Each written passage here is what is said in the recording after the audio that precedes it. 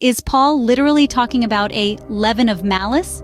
Or is it possible that he is doing a metaphor or analogy like Yeshua did about the leaven of the Pharisees and Sadducees? Was Yeshua telling his apostles to celebrate the unleavened bread feast?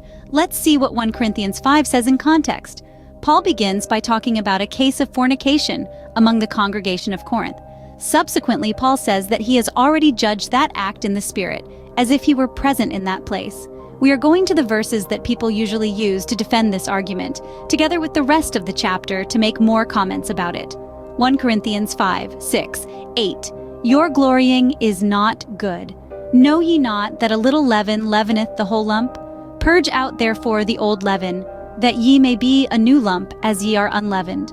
For even Christ our Passover is sacrificed for us. Therefore let us keep the feast, not with old leaven, neither with the leaven of malice and wickedness, but with the unleavened bread of sincerity and truth. 6. Your boast is not good.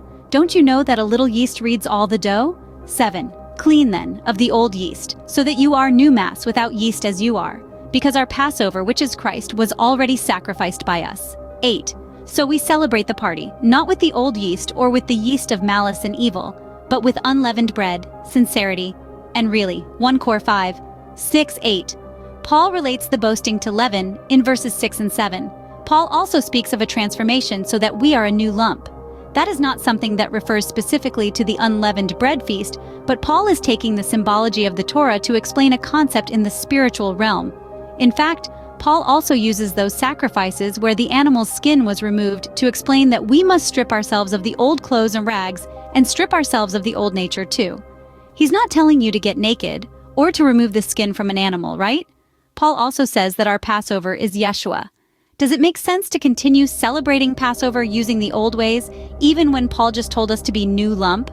Paul also compares unleavened bread with sincerity and truth. Now let's see what the rest of the context says. 1 Corinthians 5, 9, 12. I wrote unto you in an epistle not to company with fornicators, yet not altogether with the fornicators of this world, or with the covetous, or extortioners, or with idolaters.